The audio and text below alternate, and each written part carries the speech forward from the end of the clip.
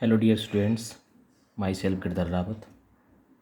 प्यारे बच्चों, आज हम पढ़ने वाले हैं गॉस थ्योरम की third most important application, that is electric field intensity due to a thin infinite plane sheet of charge. उसके लिए हमें electric field intensity find out करनी है। सीट कैसी है आपकी? थिन है, इनफाइनाइट लेंथ है, चार्ज सीट है, uniformly charge sheet, may be positive और मे बी नेगेटिव। प्यारे बच्चों, इस क्वेश्चन को सोल्व आउट करने के लिए हमने एक इनफाइनाइट सीट ली है और हम प्लेन सीट रख रहे हैं। ये प्लेन ऑफ पेपर है, उस पर सीट को हॉरिजेंटल प्लेस नहीं कर रहे, परपेंडिकुलर प्लेस कर रहे हैं। तो हमने यहाँ पे एक सीट कंसीडर की है।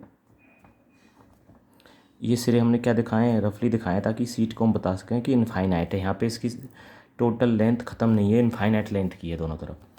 तो इस पे जो चार्ज है सीट पर, वो हम क्या ले रहे हैं? तो पॉजिटिवली चार्ज सीट ले सकते हैं या हम ले सकते हैं नेगेटिवली चार्ज सीट। हम यहाँ पे क्या लेके चल रहे हैं? Positively charge seat. अब इसके लिए हमें electric field intensity find out करनी है। प्यारे बच्चों, हम पढ़ रहे हैं सीट पॉजिटिवली चार्ज है, तो उसमें से इलेक्ट्रिक फील्ड लाइंस क्या होंगी? आउटवर्ड प्लेस होंगी, आउटवर्ड इन ऑल डायरेक्शंस, हर तरफ, इधर भी उधर भी, ऊपर की तरफ नीचे की तरफ, हर तरफ फील्ड लाइंस इमिट होंगी। अब उसमें किसी एक पॉइंट पर हमें फील्ड इंटेंसिटी को मेजर करना है।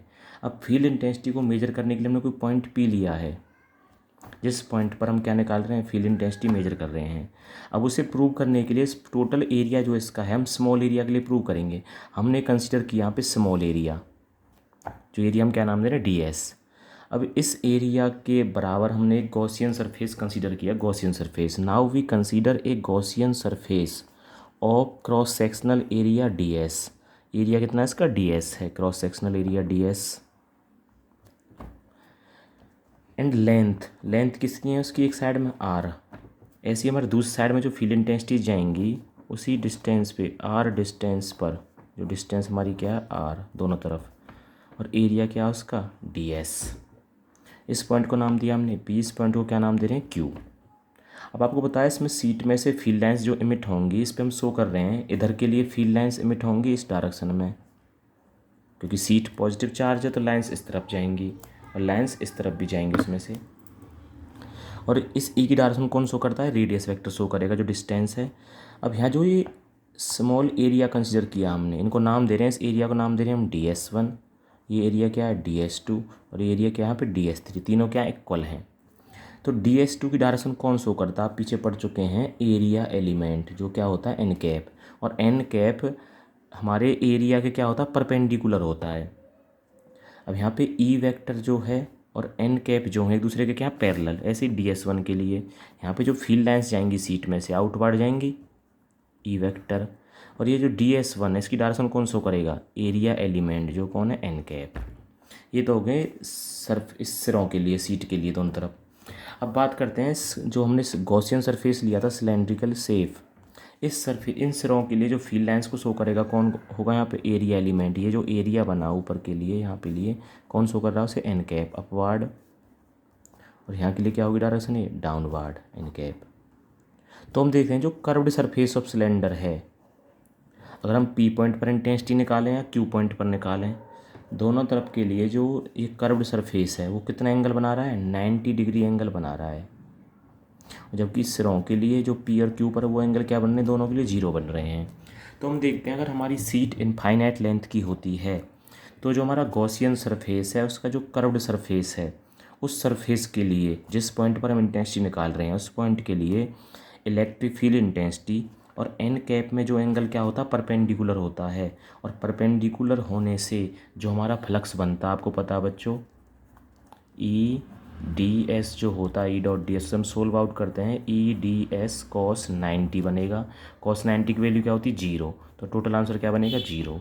तो कर्व्ड सरफेस की वजह से नेट फ्लक्स क्या बनेगा आपका? 0। बाकी जो फ्लक्स आपका आएगा सिर्फ किसके लिए आएगा? इन सिरों के लिए आएगा, पी के लिए और क्यू के लिए। इसे हम निकालना है। तो प्यारे बच्चों, हैंस इस पूरे गॉसियन सरफेस के लिए जो आपका टोटल फ्लक्स बनेगा वो 3 हिस्सों में बटा हुआ है। पहला आपका ds1 के लिए E D S one, plus second किसके लिए? ई डॉट ds2 के लिए, plus third one E dot ds3। अब आप देख रहे हैं ds1 के लिए ई और एन कैप में, ई और ds वेक्टर में एंगल क्या है? 0 डिग्री। यहाँ भी कितना आपका थीटा 0 डिग्री, और यहाँ भी कितना आपका थीटा 0 डिग्री, और इस सरफेस के लिए क्या है DS3 के लिए आपका 90। तो इन्हें सोल्व आउट जब करोगे आप, EDS1 cos 0, EDS2 cos 0 plus DS3 के लिए EDS3 cos 90। आपको पता है cos 0 की वैल्यू क्या होती है 1, यहाँ भी cos 0 क्या होगा आपका 1, और cos 90 क्या होता है 0। तो टोटल हमें यहाँ से क्या मिलेगा, फ्लक्स आपका जो मिलेगा EDS1 प्लस EDS2, ये क्लोज सरफेस इंटीग्रल की प्लस वैल्यू क्या बनी 0 आपकी। अब यहाँ पे जो E तो आपका बाहर आएगा, यहाँ पे DS1 का जो इंटीग्रल बनेगा वही किसका होगा DS2 का होगा, जिसे हम मान के चल रहे हैं क्या DS। कुछ बुक्स में आपको A भी दिया होगा, ये हम DS मान के चल रहे हैं। तो नेट फ्लक्स आपका क्या मिला यहाँ से EDS, तो यहाँ से मिला आपको, और यहाँ से EDS, तो टोटल क्या मिला आपको 2EDS। टोटल जो फ्लक्स मिला है सीट के लिए, जब इनफाइनाइट सीट हमने कंसीडर की थी। प्यारे बच्चों अब जानते हैं अकॉर्डिंग टू गॉस थ्योरम जो आपका फ्लक्स होता है उसकी वैल्यू क्या होती है 1/ε0 of the charge enclosed by the sheet, Q/ε0। और Q की वैल्यू क्या है, यहाँ पे डेंसिटी क्या है सिग्मा, प्लस सिग्मा हमने यहाँ पे डेंसिटी ली है, और सिग्मा की वैल्यू आप जानते हैं, सिग्मा की वैल्यू क्या होती है charge enclosed by the seat upon में सरफेस एरिया क्या लिया था हमने DS, और Q की वैल्यू क्या बनेगी, Q की वैल्यू बनेगी सिग्मा इंटू DS अपॉन में ε0। ये इक्वेशन सेकंड, फर्स्ट और ये सेकंड। और दोनों इक्वेशंस को कंपेयर करने पर हमें क्या मिलेगा 2EDS equals to sigma DS upon ε0। DS से DS कैंसिल आउट, तो E की वैल्यू क्या मिलेगी हमें सिग्मा अपॉन में 2ε0। तो आप देखते हैं यहाँ से जो इलेक्ट्रिक फील्ड इंटेंसिटी आती है प्लेन सीट के लिए वो डिस्टेंस पे डिपेंड नहीं करती, जिस पॉइंट पर हम निकाल रहे हैं। प्यारे बच्चे आपको एक चीज़ ध्यान रखनी है, अगर सीट जो आपको गिवन है प्लेन सीट इनफाइनाइट लेंथ की,